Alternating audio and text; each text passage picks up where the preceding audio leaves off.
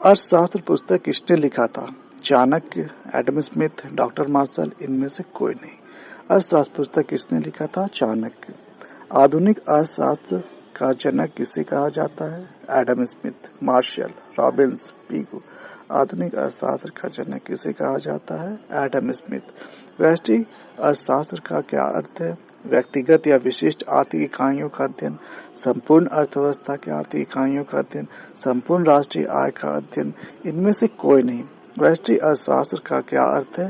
व्यक्तिगत या विशिष्ट आर्थिक इकाइयों का अध्ययन। व्यष्टि अर्थशास्त्र तथा समष्टि अर्थशास्त्र है एक दूसरे के परस्पर पूरक, एक दूसरे के परस्पर विरोधी, एक दूसरे के परस्पर भिन्न, इनमें से कोई नहीं। व्यष्टि अर्थशास्त्र तथा समष्टि अर्थशास्त्र है एक दूसरे के परस्पर पूरक। सूक्ष्म अर्थशास्त्र का अध्ययन किसमें किया जाता है? राष्ट्रीय आय, कीमत स्तर का, विशिष्ट फर्मों का, इनमें से सभी। सूक्ष्म अर्थशास्त्र का अध्ययन किसमें किया जाता है? विशिष्ट फर्मों का। आर्थिक समस्याओं को किस अर्थशास्त्री ने 5 भागों में बांटा है? Marshall, Robbins, F H. Knight, Boulding. आर्थिक समस्याओं को किस अर्थशास्त्री ने 5 भागों में बांटा है? एफ.एच. नाइट। प्रोफेसर सैमुअल्सन ने निम्न में से किस समस्या को अर्थव्यवस्था का बुनियादी समस्या माना है? वस्तुओं का कितनी मात्रा में उत्पादन किया जाए, वस्तुओं का उत्पादन किस प्रकार किया जाए, वस्तुओं का उत्पादन किन के लिए किया जाए, इनमें से सभी। प्रोफेसर सैमुअल्सन ने निम्न में से किस समस्या को अर्थव्यवस्था का बुनियादी समस्या माना है? इनमें से सभी। व्यष्टि अर्थशास्त्र के अंतर्गत निम्न में से किसका अध्ययन किया जाता है? व्यक्तिगत इकाई, आर्थिक समग्र, राष्ट्रीय आय, उपयुक्त सभी। व्यष्टि अर्थशास्त्र के अंतर्गत निम्न में से किसका अध्ययन किया जाता है? उपयुक्त सभी। व्यष्टि अर्थशास्त्र की कौन कौन सी शाखाएं हैं? वस्तु कीमत निर्धारण, सार्वधन कीमत निर्धारण, आर्थिक कल्याण, उपयुक्त सभी। व्यष्टि अर्थशास्त्र की कौन कौन सी शाखाएं हैं? उपयुक्त सभी। उत्पादन के निम्न में कौन साधन है? भूमि, काम, पूंजी, उपयुक्त सभी। उत्पादन के निम्न में कौन साधन है? उपयुक्त सभी। निम्न में से कौन उत्पत्ति का साधन नहीं है? पूंजी, भूमि, संगठन, मुद्रा। निम्न में से कौन से उत्पत्ति का साधन नहीं है? मुद्रा। उपभोक्ता व्यवहार का अध्ययन किया जाता है सूक्ष्म अर्थशास्त्र में, आय विश्लेषण में, समष्टि अर्थशास्त्र में, उपयुक्त सभी। उपभोक्ता व्यवहार का अध्ययन किया जाता है सूक्ष्म अर्थशास्त्र में। आर्थिक क्रियाओं का अध्ययन के संदर्भ में अर्थशास्त्र की 2 शाखाएं व्यष्टि और समष्टि में निम्न में किसमें विभाजित किया? मार्शल, रिकार्डो, रैगनर फ्रेज, इनमें से कोई नहीं। आर्थिक क्रियाओं के अध्ययन के संदर्भ में अर्थशास्त्र की 2 शाखाएं व्यष्टि और समष्टि में निम्न में किसने विभाजित किया? Ragnar phrase. इनमें से कौन आर्थिक क्रियाओं के प्रकार नहीं है? उपभोग, उत्पादन, विनिमय, पूंजी। इनमें से कौन आर्थिक क्रियाओं के प्रकार नहीं है? पूंजी। माइक्रोज, जिसका अर्थ होता है छोटा, निम्न में से कौन सा शब्द है? अरबी, ग्रीक, जर्मन, अंग्रेजी। माइक्रो, जिसका अर्थ होता है छोटा, निम्न में से कौन सा शब्द है? ग्रीक। अर्थशास्त्र धन का विज्ञान है, किस अर्थशास्त्री ने कहा? Marshall, Ricardo, Adam Smith, Robbins. अर्थशास्त्र धन का विज्ञान है, किस अर्थशास्त्री ने कहा? Adam Smith.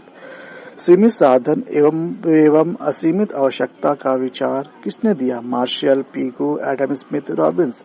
सीमित साधन एवं असीमित आवश्यकता का विचार किसने दिया? रॉबिन्स। निम्न में से कौन सी आर्थिक क्रियाएं अर्थव्यवस्था की अध्ययन सामग्री के अंतर्गत सम्मिलित की जाती है? असीमित आवश्यकताओं से जुड़ी आर्थिक क्रियाएं, सीमित साधनों से जुड़ी आर्थिक क्रियाएं, उपयुक्त दोनों, इनमें से कोई नहीं। इनमें से कौन सी आर्थिक क्रियाएं अर्थशास्त्र की अध्ययन सामग्री के अंतर्गत सम्मिलित की जाती है? उपयुक्त दोनों। किसने कहा अर्थशास्त्र मानव कल्याण का विज्ञान है? Marshall, Paul Samuelson, J S. Mill, Adam Smith. किसने कहा अर्थशास्त्र मानव कल्याण का विज्ञान है? मार्शल। किसने कहा अर्थशास्त्र चयन का विज्ञान है? Hicks, Keynes, Robbins, Marshall. किसने कहा अर्थशास्त्र चयन का विज्ञान है? रॉबिन्स। किसने कहा अर्थशास्त्र कभी वास्तविक विज्ञान होता है और कभी आदर्श विज्ञान है? मार्शल, फ्रेडमैन, किन्स, इनमें से कोई नहीं। किसने कहा अर्थशास्त्र कभी वास्तविक विज्ञान होता है और कभी आदर्श विज्ञान है? फ्रेडमैन। अर्थशास्त्र की विषय वस्तु का अध्ययन किन शाखाओं के अंतर्गत किया जाता रहा है? व्यष्टि अर्थशास्त्र, समष्टि अर्थशास्त्र, उपयुक्त दोनों, उपरोक्त कोई नहीं। अर्थशास्त्र की विषय वस्तु का अध्ययन किन शाखाओं के अंतर्गत किया जाता है? उपयुक्त दोनों। निम्नलिखित अर्थशास्त्री में से कौन दुर्लभता संबंधी विचारधारा के नहीं है? रॉबिन्स, विक्स्टेड, पिगू, इनमें से कोई नहीं। निम्नलिखित अर्थशास्त्री में से कौन दुर्लभता संबंधी विचारधारा के नहीं है? पिगू। निम्न अर्थशास्त्री में से कौन कल्याणवादी विचारधारा के हैं? Adam Smith, Wicksteed, Cannan, Walker. निम्न अर्थशास्त्री में से कौन कल्याणवादी विचारधारा के हैं? कैनन। अर्थशास्त्र में शब्द व्यष्टि एवं समष्टि का प्रयोग सर्वप्रथम किस अर्थशास्त्री ने किया? Marshall, Malthus, Ragnar Frisch, Pigou. अर्थशास्त्र में शब्द व्यष्टि एवं समष्टि का प्रयोग सर्वप्रथम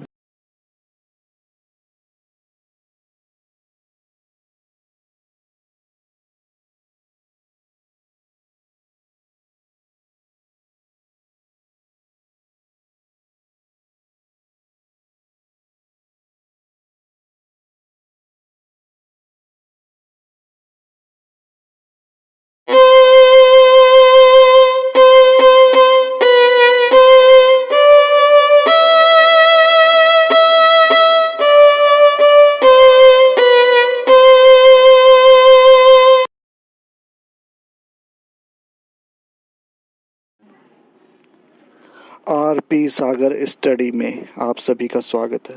क्लास 12 इकोनॉमिक्स सेट 1 पार्ट 2 व्यष्टि अर्थशास्त्र चैप्टर 1 व्यष्टि अर्थशास्त्र का परिचय। MCQ 25 all previous year question and related question. Question number 26। सबसे पहले माइक्रो शब्द का प्रयोग किसने किया? A. Marshall, B. Keynes, C. Ragnar Frisch, D. Boulding. सबसे पहले माइक्रो शब्द का प्रयोग किसने किया?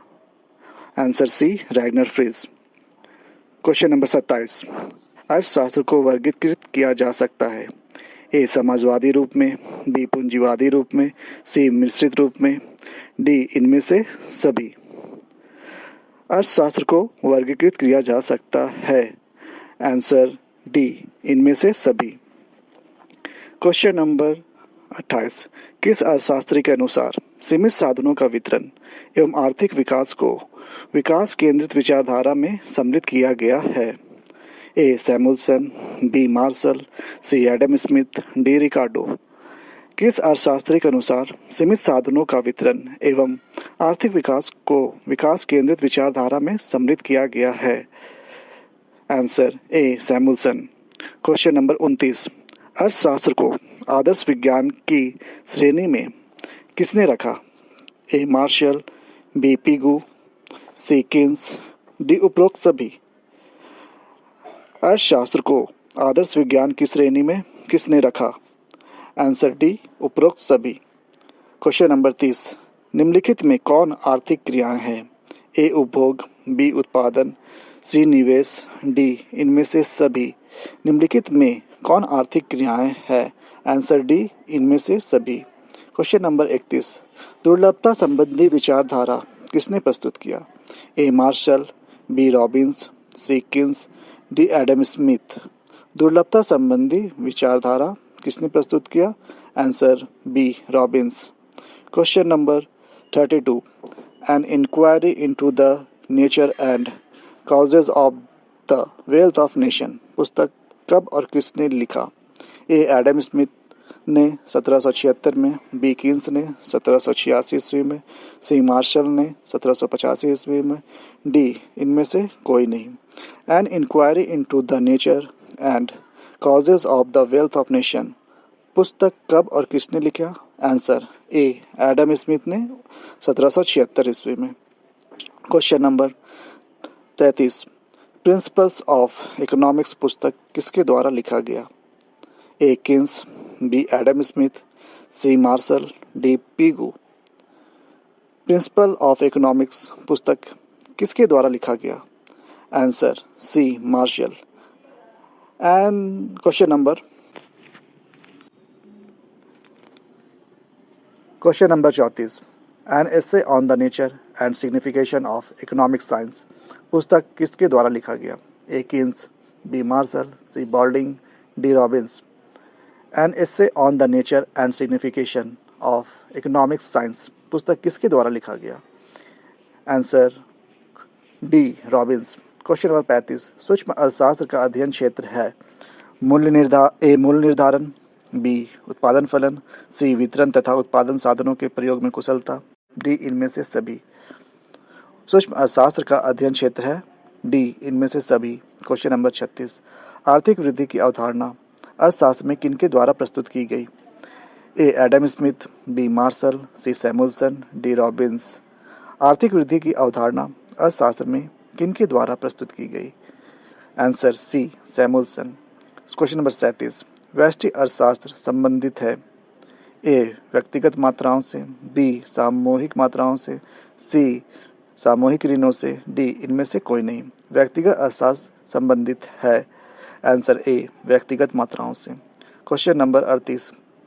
किसने कहा सूक्ष्म अर्थशास्त्र में व्यक्तिगत इकाइयों एवं सुपरिभाषित व्यक्ति समूहों की आर्थिक क्रियाओं का अध्ययन किया जाता है?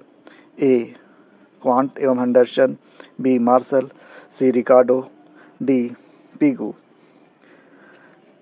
किसने कहा सूक्ष्म अर्थशास्त्र में व्यक्तिगत इकाइयों एवं सुपरिभाषित व्यक्ति समूहों की आर्थिक क्रियाओं का अध्ययन किया जाता है? आंसर ए. क्वांट एवं हेंडरसन. Question number 39. व्यष्टि अर्थशास्त्र की प्रमुख विशेषताएं हैं ए. व्यक्तिगत आर्थिक इकाइयों का अध्ययन, बी. अति सूक्ष्म चरों का अध्ययन, सी. व्यक्तिगत कीमत निर्धारण का अध्ययन, डी. इनमें से सभी. व्यष्टि अर्थशास्त्र की प्रमुख विशेषताएं हैं. Answer D. इनमें से सभी. Question number 40. किन अर्थशास्त्रियों ने अर्थशास्त्र को वास्तविक विज्ञान की श्रेणी में रखा है? A. JB Say, B. Senior, C. Robbins, D. इनमें से सभी. किन अर्थशास्त्रियों ने अर्थशास्त्र को वास्तविक विज्ञान की श्रेणी में रखा है? Answer D. इनमें से सभी. 41. आर्थिक क्रियाओं के प्रकार है ए. उपभोग, बी. उत्पादन, सी. विनिमय, डी. इनमें से सभी. आर्थिक क्रियाओं के प्रकार है. Answer D. इनमें से सभी. Question number 42. किन अर्थशास्त्रियों ने अर्थशास्त्र को आदर्शात्मक विज्ञान की श्रेणी में रखा है? A. Marshall, B. Pigou, C. Keynes, D. इनमें से सभी. किन अर्थशास्त्री ने अर्थशास्त्र को आदर्शात्मक विज्ञान की श्रेणी में रखा है? Answer D. इनमें से सभी. Question number 43. सभी क्रियाएं जो आय सृजित करती है डैश क्रियाएं होती है? ए. आर्थिक क्रियाएं, बी. गैर आर्थिक क्रियाएं, सी. दोनों, डी. इनमें से कोई नहीं. सभी क्रियाएं जो आय सृजित करती है डैश क्रियाएं होती है. आंसर ए. आर्थिक क्रियाएं. Question number 44. निम्नलिखित अर्थशास्त्रियों में किसने कहा अर्थशास्त्र उद्देश्यों के बीच तटस्थ रहता है?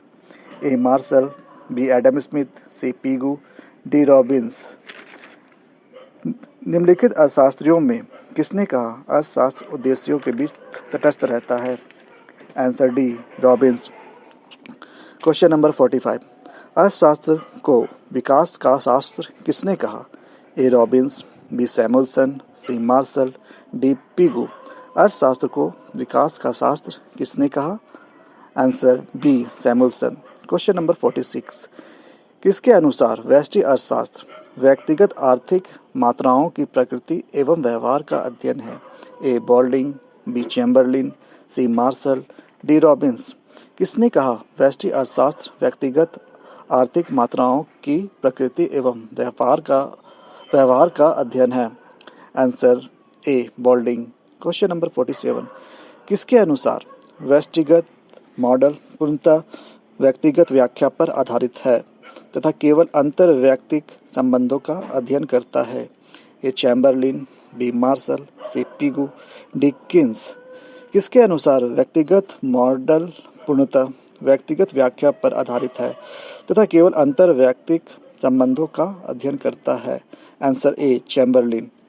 Question number 48, economics consequence of the peace पुस्तक के लेखक कौन है? A Keynes, B Adam Smith, C Boulding, D Chamberlin. Economics consequence of the peace पुस्तक के लेखक कौन है? Answer A Keynes. Question number 49, अर्थशास्त्र का अध्ययन व्यष्टि अर्थशास्त्र एवं समष्टि अर्थशास्त्र में किस वर्ष विभाजित हुआ? ए 1930, बी 1933, सी 1931, डी 1935। अर्थशास्त्र का अध्ययन व्यष्टि अर्थशास्त्र एवं समष्टि अर्थशास्त्र में किस वर्ष विभाजित हुआ? Answer B 1933। क्वेश्चन नंबर 50, व्यष्टि अर्थशास्त्र आर्थिक क्रियाओं डैश स्तर पर अध्ययन करता है? ए सूक्ष्म, बी वृहत, सी दोनों, डी इनमें से कोई नहीं। व्यष्टि अर्थशास्त्र आर्थिक क्रियाओं डैश स्तर पर अध्ययन करता है? आंसर ए सूक्ष्म। आप सभी को हमारा यह वीडियो पसंद आया होगा तो इसे लाइक करें, सब्सक्राइब करें, शेयर करें, कमेंट करें।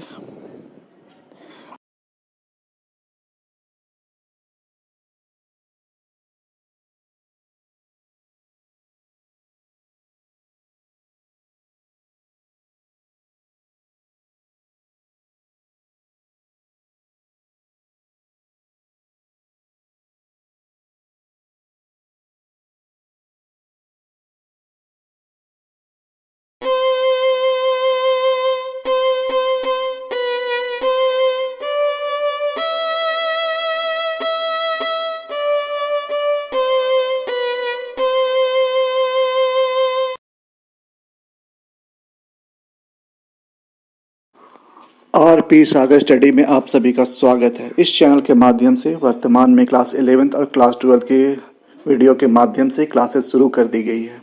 अर्थशास्त्र विषय के अंतर्गत हम लोग क्लास 12th के अध्याय 1 का सेट 1 का पार्ट 1 और पार्ट 2 का MCQ सॉल्व कर चुके हैं। इस वीडियो के माध्यम से आज हम क्लास 12th के अध्याय 1 सेट 1 का पार्ट 3 के अंतर्गत 25 MCQ का समाधान करेंगे, जो 12th एवं अनकम्पिटिटिव एग्जाम के लिए बहुत महत्वपूर्ण है। इनमें से बहुत से प्रश्न विभिन्न प्रतियोगिता परीक्षाओं में पूछे जा चुके हैं और आगे भी पूछे जाएंगे। समय ना गंवाते हुए अब हम लोग इस अध्याय का 25 MCQ एक बेहतर तरीके से सॉल्व करते हैं। Class 12th economics set 1 part 3 व्यष्टि अर्थशास्त्र चैप्टर 1 व्यष्टि अर्थशास्त्र का परिचय। MCQ 25 all previous year question and related question. अर्थव्यवस्था क्या है? ए सैद्धांतिक अध्ययन, बी व्यवहारिक अध्ययन, सी दोनों, डी इनमें से कोई नहीं। अर्थव्यवस्था क्या है? बी व्यवहारिक अध्ययन। क्वेश्चन नंबर 52, अर्थव्यवस्था के कितने प्रकार होते हैं? ए 1, बी 2, सी 3, डी 4। अर्थव्यवस्था के कितने प्रकार होते हैं? सी 3। क्वेश्चन नंबर 53, प्रत्येक अर्थव्यवस्था किसी न किसी आर्थिक प्रणाली पर आधारित होती है, जिनके भाग है ए पूंजीवादी अर्थव्यवस्था, बी समाजवादी अर्थव्यवस्था, सी मिश्रित अर्थव्यवस्था, डी इनमें से सभी। प्रत्येक अर्थव्यवस्था किसी न किसी आर्थिक प्रणाली पर आधारित होती है, जिनके भाग है डी इनमें से सभी। क्वेश्चन नंबर 54, पूंजीवादी अर्थव्यवस्था किसे कहते हैं? ए निजी व्यक्ति का स्वामित्व, बी सरकार का स्वामित्व, सी निजी व्यक्ति और सरकार का स्वामित्व, डी इनमें से कोई नहीं। पूंजीवादी अर्थव्यवस्था किसे कहते हैं? ए निजी व्यक्ति का स्वामित्व। क्वेश्चन नंबर 55, पूंजीवादी अर्थव्यवस्था की प्रमुख विशेषताएं हैं। ए निजी संपत्ति, बी राज्य का हस्तक्षेप एवं मुक्त व्यापार, सी आर्थिक स्वतंत्रता, डी इनमें से सभी। पूंजीवादी अर्थव्यवस्था के प्रमुख विशेषताएं हैं, डी इनमें से सभी। क्वेश्चन नंबर 56, हस्तक्षेप का सिद्धांत किसने दिया? ए रिकार्डो, बी कार्ल मार्क्स, सी इन दोनों, डी एडम स्मिथ। हस्तक्षेप का सिद्धांत किसने दिया? D Adam Smith. Question number 57, पूंजीवादी अर्थव्यवस्था का विचार किसने दिया? ए एडम स्मिथ, बी रिकार्डो, सी पिगू, डी सैमुअल्सन। पूंजीवादी अर्थव्यवस्था का विचार किसने दिया? ए एडम स्मिथ। क्वेश्चन नंबर 58, बाजार अर्थव्यवस्था किसे कहा जाता है? ए पूंजीवादी अर्थव्यवस्था, बी समाजवादी अर्थव्यवस्था, सी मिश्रित अर्थव्यवस्था, डी ए और बी दोनों। बाजार अर्थव्यवस्था किसे कहा जाता है? ए पूंजीवादी अर्थव्यवस्था। क्वेश्चन नंबर 59, किस अर्थव्यवस्था में कीमत तंत्र के आधार पर निर्णय लिए जाते हैं? ए समाजवादी अर्थव्यवस्था, बी मिश्रित अर्थव्यवस्था, सी पूंजीवादी अर्थव्यवस्था, डी इनमें से कोई नहीं। किस अर्थव्यवस्था में कीमत तंत्र के आधार पर निर्णय लिए जाते हैं? सी पूंजीवादी अर्थव्यवस्था। क्वेश्चन नंबर 60, समाजवादी अर्थव्यवस्था किसे कहते हैं? ए निजी व्यक्ति का स्वामित्व, बी सरकार का स्वामित्व, सी दोनों, डी इनमें से कोई नहीं। समाजवादी अर्थव्यवस्था किसे कहते हैं? बी सरकार का स्वामित्व। क्वेश्चन नंबर 61, नियंत्रित अर्थव्यवस्था किसे कहते हैं? ए पूंजीवादी अर्थव्यवस्था, बी समाजवादी अर्थव्यवस्था, सी मिश्रित अर्थव्यवस्था, डी इनमें से कोई नहीं। नियंत्रित अर्थव्यवस्था किसे कहते हैं? बी समाजवादी अर्थव्यवस्था। क्वेश्चन नंबर 62, एक समाजवादी अर्थव्यवस्था का मूल उद्देश्य होता है? ए अधिकाधिक उत्पादन, बी आर्थिक स्वतंत्रता, सी मुनाफा कमाना, डी अधिकतम लोक कल्याण। एक समाजवादी अर्थव्यवस्था का मूल उद्देश्य होता है डी अधिकतम लोक कल्याण। क्वेश्चन नंबर 63, समाजवादी अर्थव्यवस्था का प्रतिपादन किसने किया? A Adam Smith, B Karl Marx, C Pigou, D Samuelson. समाजवादी अर्थव्यवस्था का प्रतिपादन किसने किया? B Karl Marx. Question number 64, समाजवादी अर्थव्यवस्था में किसका अभाव रहता है? ए बाजार प्रतिस्पर्धा का, बी केंद्रीय आर्थिक नियोजन का, सी जन कल्याण का, डी आर्थिक समानता का। समाजवादी अर्थव्यवस्था में किसका अभाव रहता है? ए बाजार प्रतिस्पर्धा का। क्वेश्चन नंबर 65, समाजवादी अर्थव्यवस्था का विशेषताएं हैं? ए सामाजिक स्वामित्व, बी आर्थिक स्वतंत्रता की अनुपस्थिति, सी प्रतियोगिता की अनुपस्थिति, डी इनमें से सभी। समाजवादी अर्थव्यवस्था की विशेषताएं हैं डी इनमें से सभी। मिश्रित अर्थव्यवस्था किसे कहते हैं?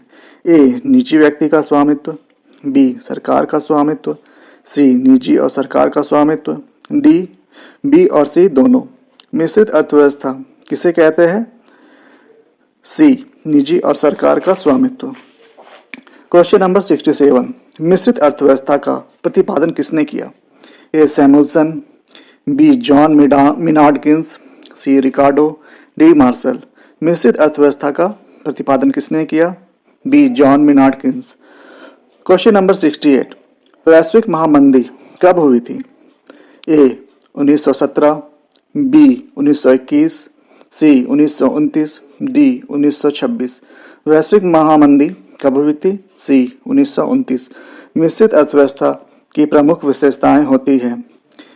ए निजी एवं सार्वजनिक संपत्ति का सह अस्तित्व, बी आर्थिक स्वतंत्रता, सी सीमित प्रतियोगिता, डी इनमें से सभी।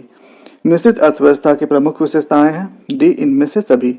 क्वेश्चन नंबर 70, निम्न में से किस अर्थव्यवस्था में निजी क्षेत्र एवं सार्वजनिक क्षेत्र का सह अस्तित्व होता है?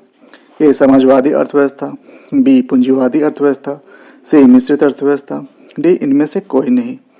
निम्न में से किस अर्थव्यवस्था में निजी क्षेत्र एवं सार्वजनिक क्षेत्र का सह अस्तित्व होता है? सी मिश्रित अर्थव्यवस्था। क्वेश्चन नंबर 71, समाजवादी अर्थव्यवस्था की क्रांति कब हुई? ए 1916, बी 1917, सी 1921, डी 1929। समाजवादी अर्थव्यवस्था की क्रांति कब हुई थी? बी 1917। क्वेश्चन नंबर 72, निम्नलिखित में भारत में कौन सी अर्थव्यवस्था है? ए पूंजीवादी अर्थव्यवस्था, बी समाजवादी अर्थव्यवस्था, सी मिश्रित अर्थव्यवस्था, डी इनमें से कोई नहीं। निम्नलिखित में से भारत में कौन सी अर्थव्यवस्था है? सी मिश्रित अर्थव्यवस्था। क्वेश्चन नंबर 73, निम्नलिखित में मिश्रित अर्थव्यवस्था से कौन कौन संबंध रखता है? ए सीमित प्रतियोगिता, बी सामाजिक न्याय, सी कल्याणकारी राज्य, डी इनमें से सभी। निम्नलिखित में मिश्रित अर्थव्यवस्था से कौन संबंध रखता है? डी, इनमें से सभी। क्वेश्चन नंबर 24, निम्न में से किस आधार पर आर्थिक समस्या का ढांचा खड़ा है? ए, सीमित साधन, बी, असीमित साधन, सी, ए और बी दोनों, डी, इनमें से कोई नहीं। निम्न में से किस आधार पर आर्थिक समस्याओं का ढांचा खड़ा है? सी, ए और बी दोनों। क्वेश्चन नंबर 25, निम्नलिखित में कौन सा कथन सही है?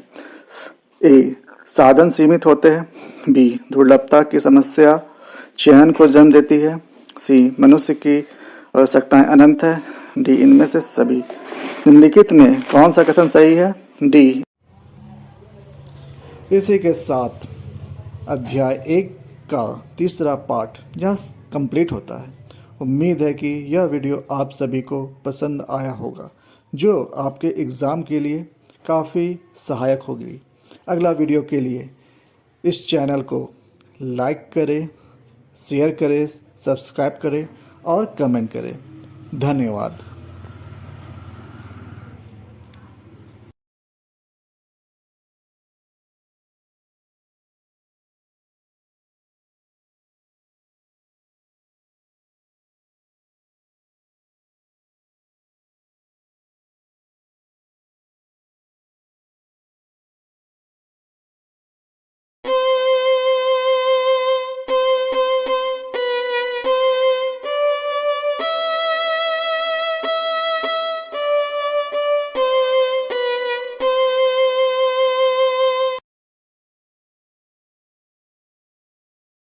आरपी सागर स्टडी परिवार में आप सभी का स्वागत है। इस चैनल के माध्यम से वर्तमान में क्लास 11th और क्लास 12th की वीडियो के माध्यम से क्लासेस शुरू कर दी गई है। अर्थशास्त्र विषय के अंतर्गत हम लोग क्लास 12th के अध्याय 1 से 1 के 3 पार्ट सॉल्व कर चुके हैं। इस वीडियो के माध्यम से आज हम इसका अगला पार्ट 4 के 25 MCQ का समाधान करेंगे, जो 12th एवं अन्य कॉम्पिटिटिव एग्ज़ाम के लिए बहुत महत्वपूर्ण है। इनमें से बहुत से प्रश्न विभिन्न प्रतियोगिता परीक्षाओं में पूछे जा चुके हैं और आगे भी पूछे जाएंगे। समय न गवाते हुए अब हम लोग इस अध्याय का 25 MCQ एक बेहतर तरीके से सॉल्व करते हैं। Class 12th economics set 1 part 4 व्यष्टि अर्थशास्त्र चैप्टर 1 व्यष्टि अर्थशास्त्र का परिचय। MCQ 25 all previous year question and related question. Question number 76, आर्थिक समस्या मूलतः किस तथ्य की समस्या है? ए, चुनाव की, बी, उपभोक्ता चयन की, सी, फर्म चयन की, डी, इनमें से कोई नहीं। आर्थिक समस्या मूलतः किस तथ्य की समस्या है? आंसर ए, चुनाव की। क्वेश्चन नंबर 77, किसने कहा था कि आर्थिक समस्या एक चयन की समस्या है? A, Samuelson, B, Marshall, C, Eric role, D, लेफ्टविच। किसने कहा था कि आर्थिक समस्या एक चयन की समस्या है? Answer C, Eric Roll. Question number 78, आर्थिक समस्या का संबंध वैकल्पिक मानवीय आवश्यकताओं में सीमित साधनों का प्रयोग करने और इन साधनों का इस दृष्टि से उपयोग करने से है कि आवश्यकताओं की अधिकतम संभव संतुष्टि हो सके। किसने कहा था? ए, लेफ्टविच, बी, मार्शल, सी, एरिक रोल, डी, रिकार्डो। आर्थिक समस्या का संबंध वैकल्पिक मानवीय आवश्यकताओं में सीमित साधनों का प्रयोग करने और इन साधनों का इस दृष्टि से उपयोग करने से है कि आवश्यकताओं की अधिकतम संभव संतुष्टि हो सके। किसने कहा था? Answer A, Leftwich. Question number 78, आर्थिक समस्या उत्पन्न होने के प्रमुख कारण है? ए, असीमित आवश्यकताएं, बी, सीमित या दुर्लभ साधन, सी, चयन या चुनाव की समस्या, डी, इनमें से सभी। आर्थिक समस्या उत्पन्न होने के प्रमुख कारण है? आंसर डी, इनमें से सभी। क्वेश्चन नंबर 80, चयन की समस्या उत्पन्न होती है क्योंकि हमारे साधन डैश है।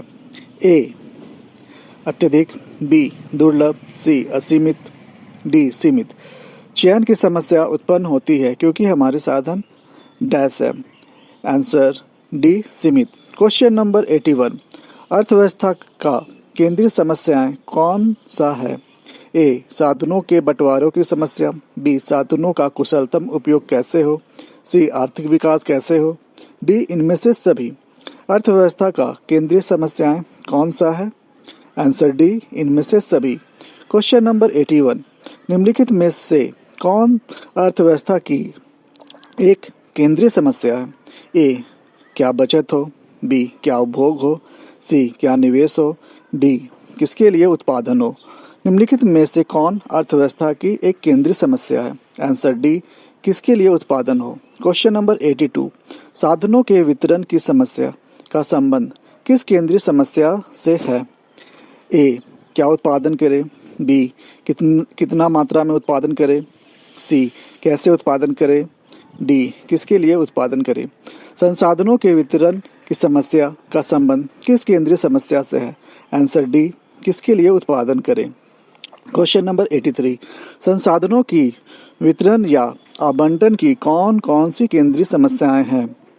ए, क्या उत्पादन किया जाए तथा कितनी मात्रा में किया जाए, बी, उत्पादन कैसे किया जाए, सी, उत्पादन किस लिए किया जाए, डी, उपयुक्त सभी। संसाधनों के वितरण या आवंटन की कौन कौन सी केंद्रीय समस्याएं हैं? डी, आंसर डी, उपयुक्त सभी। क्वेश्चन नंबर 84, साधनों की मितव्ययिता से क्या तात्पर्य है? ए, साधनों का उपयोग नहीं करना चाहिए, बी, साधनों का उत्तम उपयोग करना, सी, साधनों का अपव्यय करना, डी, इनमें से सभी। साधनों की मितव्ययिता से क्या तात्पर्य है? आंसर बी, साधनों का उत्तम उपयोग करना। क्वेश्चन नंबर 85, अर्थव्यवस्था की किस केंद्रीय समस्या का संबंध उत्पादन की तकनीक के चयन से है? ए, क्या उत्पादन करे, बी, कितनी मात्रा में उत्पादन करे, सी, कैसे उत्पादन करे, डी, किसके लिए उत्पादन करे।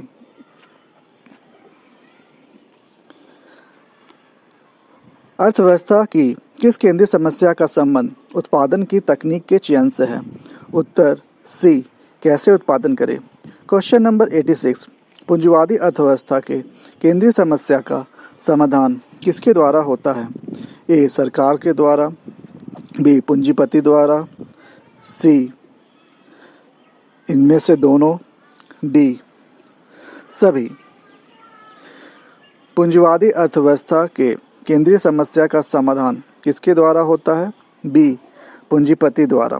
क्वेश्चन नंबर 87, निम्नलिखित में से कौन साधन की मांग और साधन की पूर्ति को दर्शाता है? ए, W/R, बी, W बराबर R, सी, W less than R, D, W greater than R। निम्नलिखित में से कौन साधन की मांग और साधन की पूर्ति को दर्शाता है? Answer D, W greater than R। Question number 88, विभिन्न आर्थिक प्रणालियों में केंद्रीय समस्या का समाधान है। ए, पूंजीवादी अर्थव्यवस्था में केंद्रीय समस्या का समाधान, बी, समाजवादी अर्थव्यवस्था में केंद्रीय समस्या का समाधान, सी, मिश्रित अर्थव्यवस्था में केंद्रीय समस्या का समाधान, डी, इनमें से सभी। विभिन्न आर्थिक प्रणालियों में केंद्रीय समस्या का समाधान है। आंसर डी, इनमें से सभी। क्वेश्चन नंबर 89, उस वक्र का नाम बताएं जो आर्थिक समस्या को दर्शाता है। ए, उत्पादन वक्र, बी, मांग वक्र, सी, उदासीन वक्र, डी, उत्पादन संभावना वक्र। उस वक्र का नाम बताएं जो आर्थिक समस्या को दर्शाता है। आंसर डी, उत्पादन संभावना वक्र। क्वेश्चन नंबर 90, किसके अनुसार उत्पादन संभावना वक्र वह वक्र है जो दो वस्तुओं या सेवाओं के उन सभी संयोगों को प्रकट करती है जिनका अधिकतम उत्पादन एक अर्थव्यवस्था के दिए हुए साधनों तथा तकनीक के द्वारा साधनों के पूर्ण रोजगार में संभव होता है। A, Marshall, B, Samuelson, C, Adam Smith, D, रिकार्डो। किसके अनुसार उत्पादन संभावना वक्र वह वक्र है जो दो वस्तुओं या सेवाओं के उन सभी संयोगों को प्रकट करती है जिनका अधिकतम उत्पादन एक अर्थव्यवस्था के दिए हुए साधनों तथा तकनीक के द्वारा साधनों के पूर्ण रोजगार में संभव होता है। Answer B, Samuelson.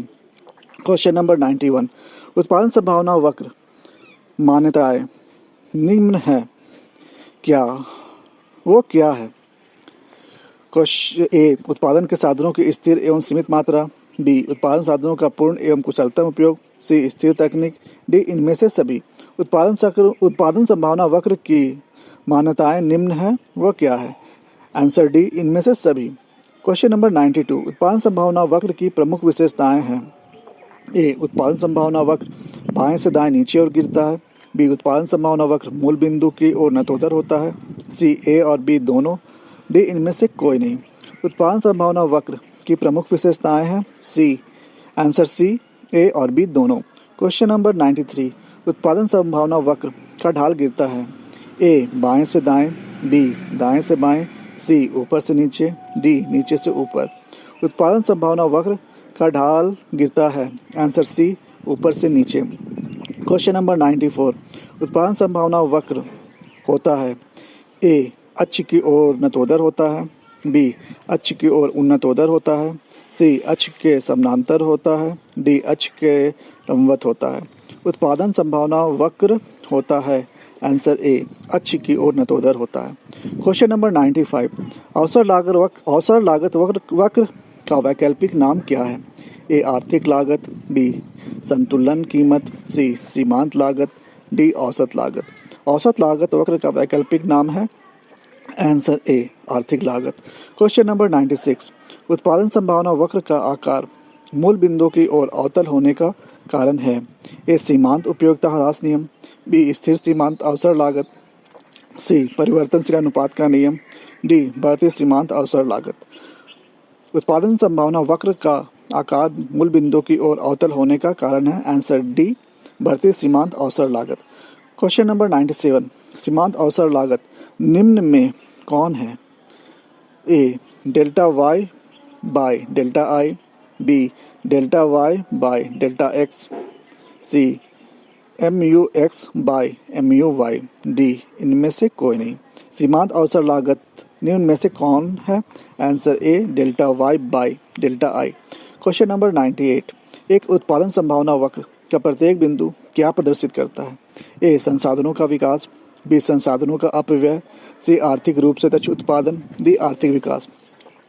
एक उत्पादन संभावना वक्र का प्रत्येक बिंदु क्या प्रदर्शित करता है? Answer C. आर्थिक रूप से दक्ष उत्पादन. Question number 99. उत्पादन संभावना वक्र का दाहिनी ओर विवर्तित होने का क्या कारण है? ए. बाढ़. बी. संसाधनों का ह्रास. सी. तकनीकी विकास. डी. पुरानी तकनीक का प्रयोग. उत्पादन संभावना वक्र दाहिनी ओर विवर्तित होने का क्या कारण है? Answer C. तकनीकी विकास. Question number 100. उपलब्ध साधनों के उपयोग से दो भिन्न वस्तुओं के उत्पादन की संभावनाओं को प्रदर्शित करने वाले वक्र को डैश के नाम से जाना जाता है. ए. उत्पादन संभावना वक्र. बी. अवसर लागत वक्र. सी. सीमांत लागत वक्र. डी. इनमें से सभी. उपलब्ध साधनों के उपयोग से दो भिन्न वस्तुओं के उत्पादन की संभावनाओं को प्रदर्शित करने वाले वक्र को डैश के नाम से जाना जाता है. आंसर ए. उत्पादन संभावना वक्र.